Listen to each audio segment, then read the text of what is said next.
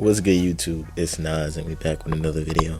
Road to 300 subscribers, of course. And today's video, we're going to be talking about another injured player whose career was cut short, and that being Brandon Roy. And he's notorious for having his career cut short because of injuries, and he could have really been special, bro. I didn't get to see Brandon Roy in real time, but what my brothers tell me and what people tell me is Brandon Roy was good, and he was great, actually. And looking at his highlights, because YouTube highlights, you could look up anybody nowadays, his highlights, and he was getting to the whatever spots he wanted. He had the mid-range, he had the three, he could go dunk on you. He was just doing everything, and that dynamic duo with him and LaMarcus Aldridge for the late 2000s, they were special, bro. And Brandon Roy could have been a multi-time All-Star, but obviously the knee injury happened, and he was out the season in a snap of a finger, literally a snap. A Thanos snap, but it was way quicker than that. But in his first season, Brandon Roy, in the 2006-2007 season, he averaged 17 points, 4 rebounds, and 4 assists this season.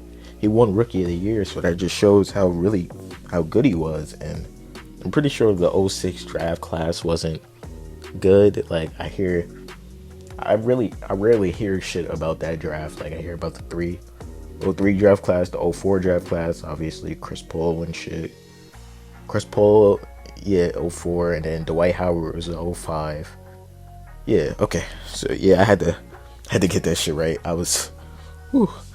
But in the 2007-2008 season, Brandon Roy averaged 19 points, 4.5 rebounds, and 6 assists. He made his first All-Star appearance this season, and it showed, bro, not a lot of second-year players are making the All-Star team, and especially at that time in the West, in the late 2000s, there was a lot of West guards that Chris Paul made his first All-Star appearance that season too.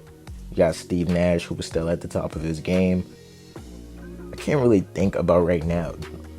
Fuck. But I know there was other guards that could have been there, and Brandon Roy was at the top of that list because he was just so skilled. Like, I'm pretty sure if you pluck that Brandon Roy before the injury into the 2010s, or even now, basically, he'll still be an impactful player, and he'll probably be a superstar in the league. But yeah, we can't do what ifs because it's basketball. In the 08-09 season, Brandon Roy had his best season. In his third season, he averaged 22.5 points per game, 5 rebounds, and 5 assists.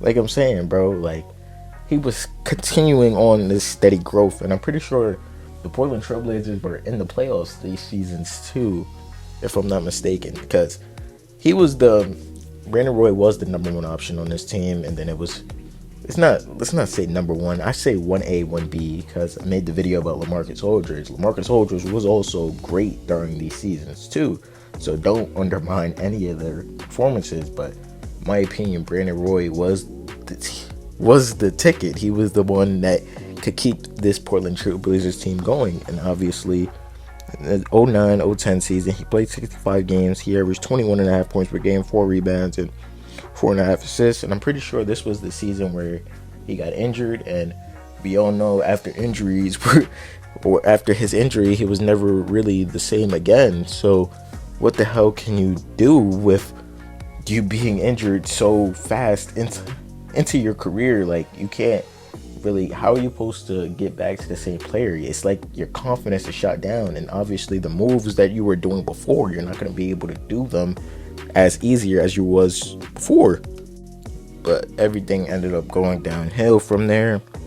In the 2010-2011 season, his last season in Portland, it's crazy how fast they moved off for him.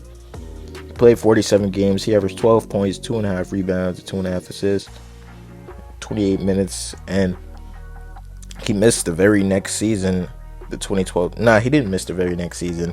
But if you think about it, the injury really helped save the Portland Trail Blazers. If you want to, not even help save them, they wouldn't have gotten Damian Lillard, who is one of the best, or who's one of their franchise players, or one of their best franchise guys, whatever you want to call it, one of their franchise.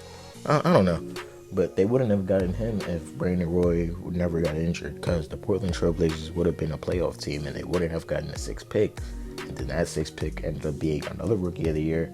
So I guess the Portland Trailblazers lucked out again because they got another Rookie of the Year, and then they got another perennial All-Star in Damian Lillard. They weren't able to do right by Damian Lillard, so who knows if they were going to be able to do right by Brandon Roy. But I just feel like Brandon Roy was just this different aspect, or a different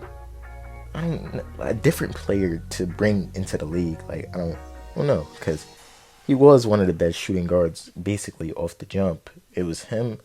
I feel like it was Kobe, D Wade. I can't remember who else, but I would put Brandon Roy at that third spot. Like, I'm pretty sure a lot of people could agree with me that Brandon Roy was a bucket. I don't know if they would go far to put him third in the shooting guard rankings at that time, but I'll go that far to say that.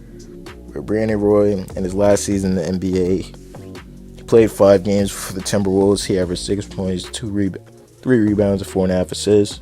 He only played 5 games that season, where he eventually shut it down, and he knew he'd never be the same basketball player. He'll never be able to move as he wants to move, so he shut it down after 6 NBA seasons, which is so sad because he was the 3-time. Not even a lot of people in their career, their 10, 15, 20 even NBA career, could reach the status that Brandon Roy was at such a high point of his career, and it just all fell down at one moment. Like, it's crazy that one moment could impact your career like this, or one kind of step in the wrong direction, one bad turn could affect the rest of your career or even the rest of your life. Because Brandon Roy would have been, I'm pretty sure, a casual NBA fan is not going to know who Brandon Roy is, which truly sucks, because Brandon Roy was one of the best players in the league at his era. Like, not his era, I can't even say his era, because his era was only a 3-year span, and